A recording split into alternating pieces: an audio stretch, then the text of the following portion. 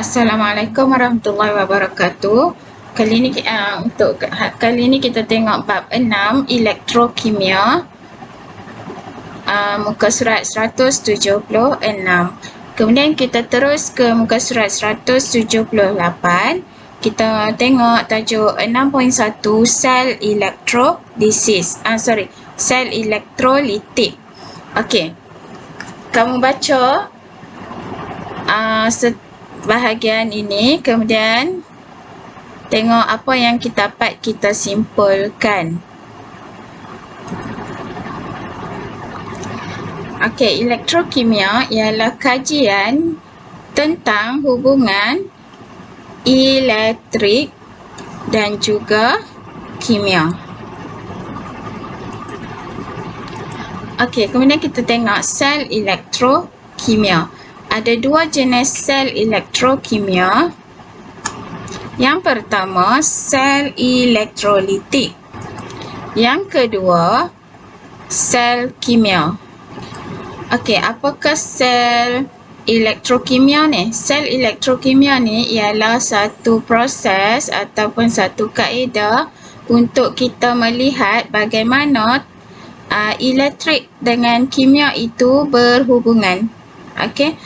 Dalam sel elektrolitik, kita akan dapat lihat bagaimana tenaga elektrik itu ditukar kepada tenaga kimia. Okey.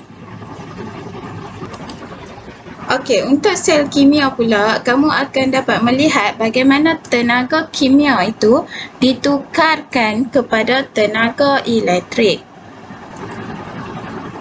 Okey, seterusnya kita tengok proses elektrolisis. Okey, proses elektrolisis ni dia merupakan jenis sel elektrolit. Sebab dalam proses elektrolisis ni dia akan menunjukkan kepada kita bagaimana tenaga elektrik itu ditukar kepada tenaga kimia. Jadi kita akan menggunakan tenaga elektrik dan tenaga elektrik yang kita gunakan tu akan ditukarkan kepada tenaga kimia.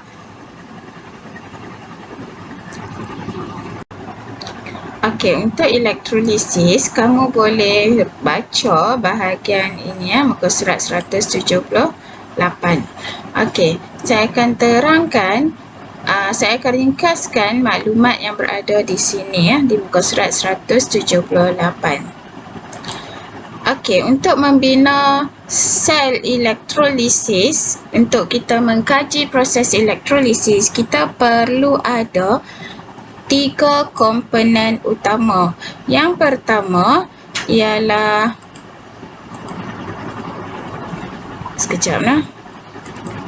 Okey, kita perlu ada sel kering atau bateri ataupun bekalan kuasa. Ini atau je nah.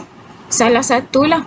Okey, dan kita perlu ada dawai penyambung bila kita guna sel kering ataupun kita guna bekalan kuasa. Ini wajib ada nah. Sama ada sel kering atau bateri atau bekalan kuasa. Okey. Okey, seterusnya kita perlu ada elektrod. Okey, elektrod. Dan seterusnya kita perlu ada elektrolit. Elektrolit ialah larutan. Okey. Bahan lain yang kita perlukan ialah emitter. Okey, emitter ni fungsi dia ialah mengukur arus. Okey, radas lain yang kita perlukan ialah riostat. Fungsi riostat ialah untuk mengawal arus. Okey, kita tengok muka surat 178 dan kita highlightkan di sini. Okey, di sini ya. Okey kelas. Sel elektrolitik terdiri daripada yang pertama sumber elektrik. Kita dah ada sumber elektrik. Sumber elektrik yang kita nak guna ialah bateri. Okey, yang kedua mesti ada anod. Okey, anod, yang ketiga katot. Apakah anod dengan katot? Dua-dua ini adalah elektrod. Okey. Salah satu akan jadi anod dan salah satu akan jadi katot. Okey, dia tengok di mana kita sambungkan dia. Kalau kita sambungkan ke positif, dia akan jadi anod. Kalau kita sambung ke negatif bateri, dia akan jadi katot. Okey. Kemudian kita ada elektrolit. Okey, ini elektrolit yang kita ada. Jadi, sel elektrolitik mesti terdiri daripada keempat-empat benda ini. Okey, radas dan bahan ini. Okey. Okey, seterusnya kita tengok gambar rajah 6.1. Okey, rajah 6.1, sel elektrolitik yang ringkas. Dia menunjukkan ada elektrod. Okey, elektrod ini dimasukkan dalam tabung uji, 2 tabung uji, kamu tengok. Dan ada dia punya elektrolit, dia menggunakan air suling yang dicampur dengan asid hidroklorik cair. Bukan elektrolit ini, dia penuh lah sehingga ke dalam tabung uji. Di sini semua elektrolit, masukkan elektrolit sehingga dalam tabung uji. Okey, elektrod ini mesti berada dalam tabung uji, elektrod yang hitam ni. Okey, kalau kamu tengok sini, ini bateri atau sel kering. Ini adalah sel kering. Sel kering ini bahagian positif, dia disambungkan ke elektrod ini. Jadi elektrod ini kita namakan dia anod sebab dia disambung dengan positif. Okey, seterusnya kalau kamu tengok di sini negatif, dia disambungkan dengan elektrod ini. Jadi elektrod ini nama dia katot.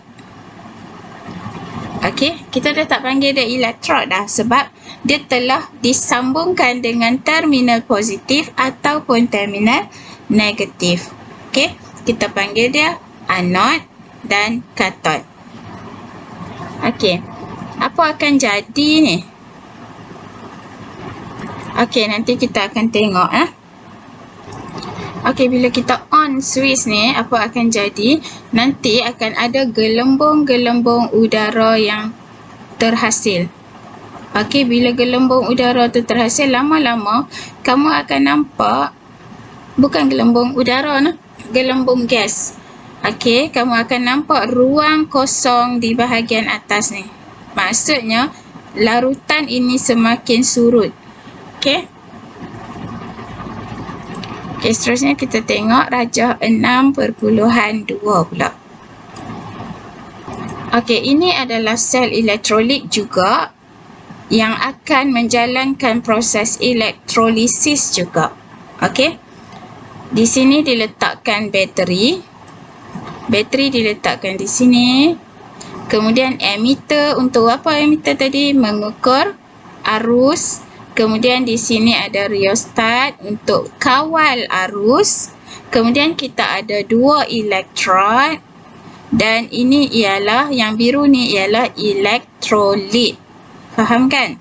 Okey, kalau tengok elektrod ini disambungkan dengan positif bateri. Okey, nampak? Positif. Jadi, elektrod ini kita namakan dia anod. Okey. Elektrod yang kedua disambungkan dengan negatif, jadi kita namakan dia katot. Okey, faham nah? Okey, yang berwarna biru ni ialah elektrolit. Dalam elektrolit, dia mesti ada cas positif. Okey, dan satu lagi mesti ada cas negatif. Cas positif, kita panggil dia cation. Dan cas negatif kita panggil dia anion. Okey, sebab tu kalau kamu tengok ada cation, ada anion. Okey, anion negatif, cas negatif, dan cation cas positif. Dia terbalik tau. Okey, kalau elektrod yang positif kita nama dia anod. Yang negatif kita namakan dia katot. Okey. Untuk elektrolit pula, yang positif, kita namakan dia cation. Kalau kamu tengok elektrod ni, nama negatif nama dia cathode. Tapi untuk elektrolit, positif nama dia cation. Okey. Ini cathode, ini cation. Tapi di sini negatif, di sini positif. Okey, untuk charge negatif dalam elektrolit, kita panggil dia anion. Okey, jangan terbalik tau. Nanti kalau saya takut kamu ingat elektrod positif anode, jadi elektrolit positif anion, salah. Dia macam terbalik lah. Nah. Okey, seterusnya kita tengok muka surat 179.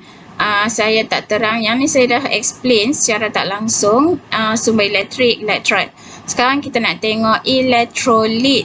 Saya nak explain tentang elektrolit. Okey, elektrolit ini dia ialah bahan yang boleh mengalirkan arus elektrik dalam keadaan leburan atau aqueous saja. Okey, dalam keadaan leburan ataupun aqueous saja. Dia akan dan mengalami perubahan kimia dikenali sebagai elektrolit. Bahan yang tidak dapat mengalirkan arus elektrik dalam keadaan leburan atau aqueous pula dikenali sebagai bukan elektrolit. Okey, jadi kita ada dua, iaitu contoh, tengok contoh di sini, kita ada contoh elektrolit dan bukan elektrolit. Okey, ini adalah contoh elektrolit dan ini adalah contoh bukan elektrolit. Okey. Elektrolit merupakan sebatian anion. Okey, sebatian ion. Jangan. Elektrolit ialah sebatian ion dalam keadaan leburan atau aqueous yang terdiri daripada ion positif cation dan ion negatif anion. Okey, contohnya natrium klorida yang ialah elektrolit yang merupakan sebatian ion yang terdiri daripada ion natrium dan ion klorida. Okey, kita tengok, saya tunjuk contoh lah. Ini plumbum 2 bromida nah. Kita tengok di sini contoh elektrolit. Plumbum ini okey adalah logam. Jadi dia adalah bercas positif ataupun kita panggil dia cation. Okey. Ini bromida, cas negatif. Okey, seterusnya natrium. Natrium adalah logam, jadi dia bercas positif atau kita panggil dia akan jadi cation. Okey, natrium. Kuprum juga. Kuprum juga dia adalah logam dan dia akan menjadi cation. Okey. Okey. Kalau tengok bromida adalah bukan logam, jadi dia akan jadi ion negatif ataupun anion. Ini bromida nah. Kemudian klorida pun sama, dia bukan logam.